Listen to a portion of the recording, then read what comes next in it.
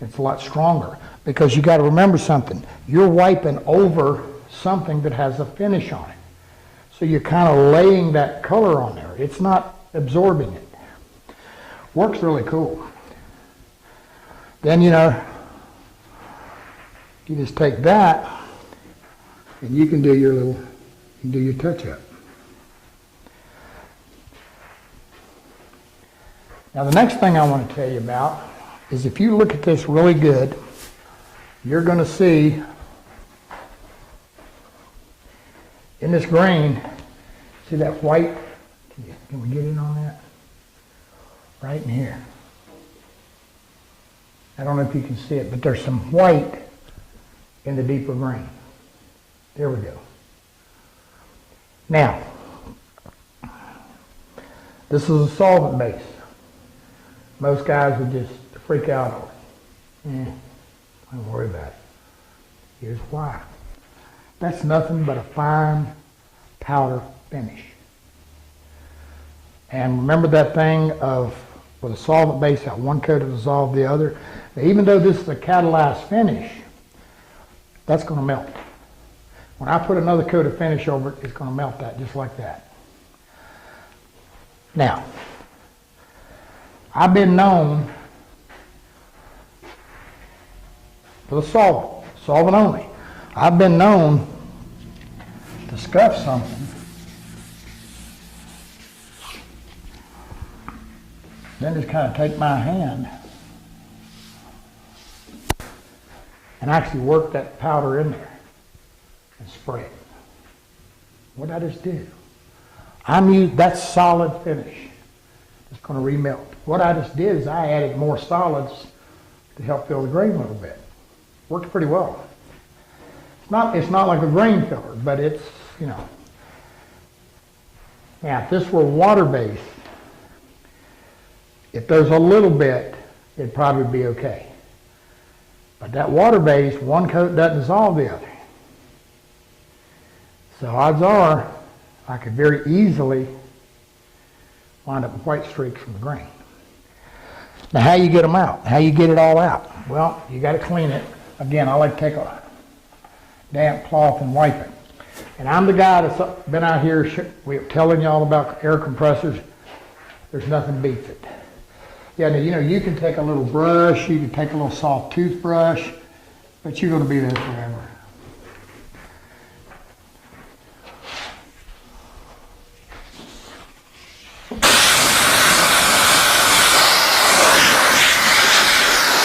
Goodbye. Works good.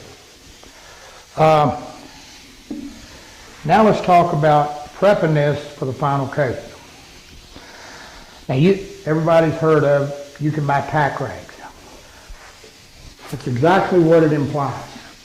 A tack rag is, and there's several different, this is simply a fine cheesecloth and it kind of has a sticky varnish on it.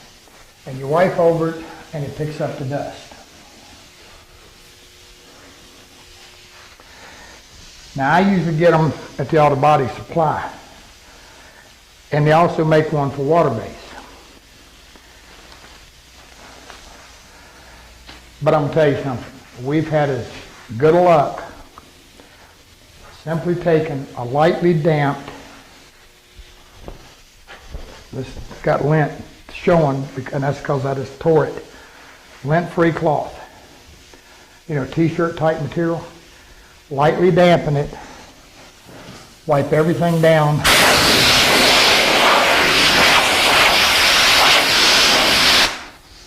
Blowing it off with some compressed air, we're good to go. Now you don't want to use a paper towel. And what you see us using predominantly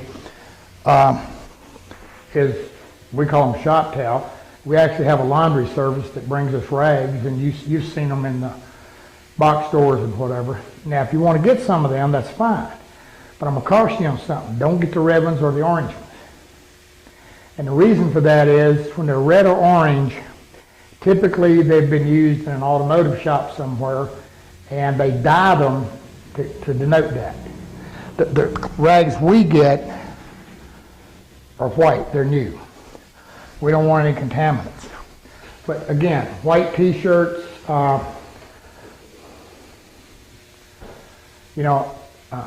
cheap towels from the dollar store or whatever, they work pretty good. And now, applying a dye stain or whatever, you'll see me use paper towels and whatever. But not when you get into the final thing. Just not something you want. All right. Ooh. Good thing I wiped that off. All right, where we're at now, I'm going to cover this top and I'm going to shoot just the case. The drawers are out here. Now there's a reason for that.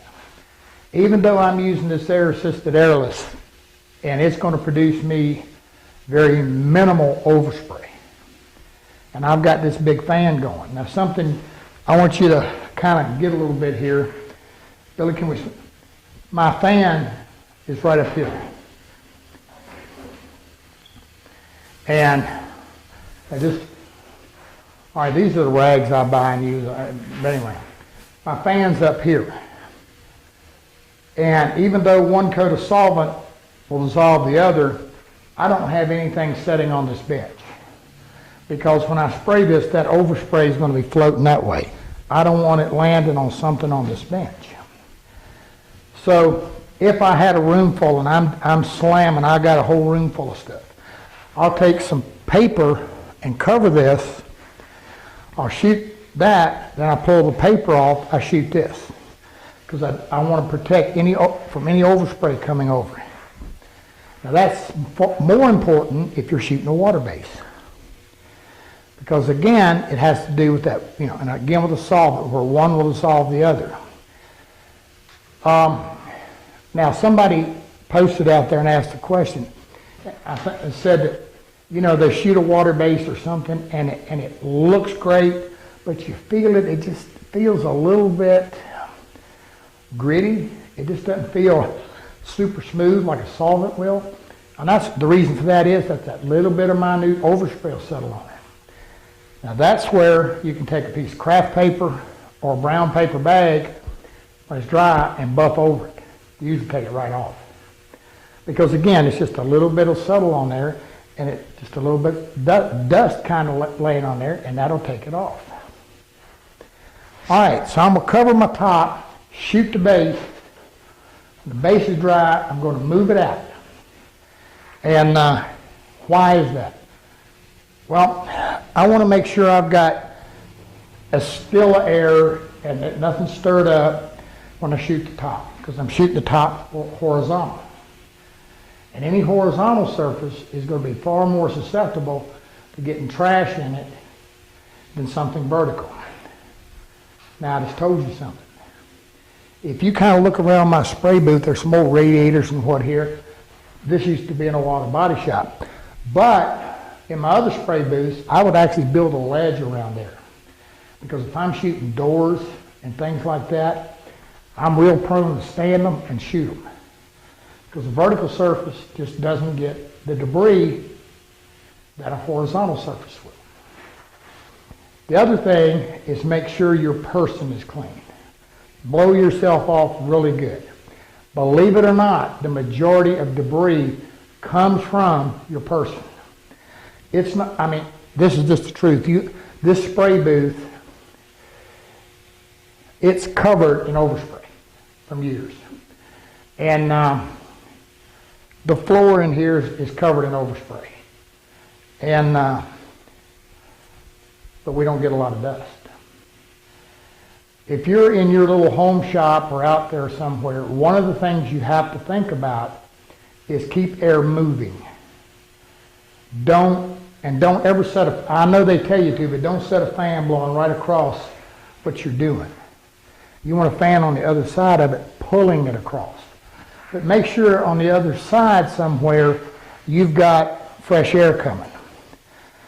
Back years ago, we had to do what most of you would have to do. And we just had to clear a hole in the shop and spray. And I'm going to tell you something. We got, we had fans set up. We got to clean as finishes as we get in this booth. just a fact. And it's just because of the big massive openness of it, you're not pulling that much air. Works pretty well, and we'll talk more about that when we talk about spray booths and environment and things like that. All right, this is ready to get blown off. Wipe down, shoot it last time. All right, I want to mention this one more time. Why I use the damp cloth is, number one, it's going to remove any of my dust, the majority of my dust. The other thing it's going to do is I can watch close, and it's going to look like what it's going to look like when I get a finish on it.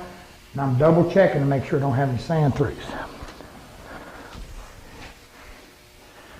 Double check that.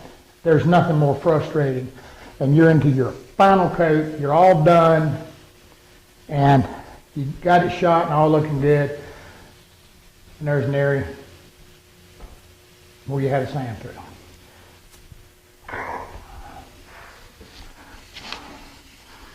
I'll show you how to fix that too. All right, I'm gonna wipe this down, let it dry, come back, blow it off, and we'll shoot it.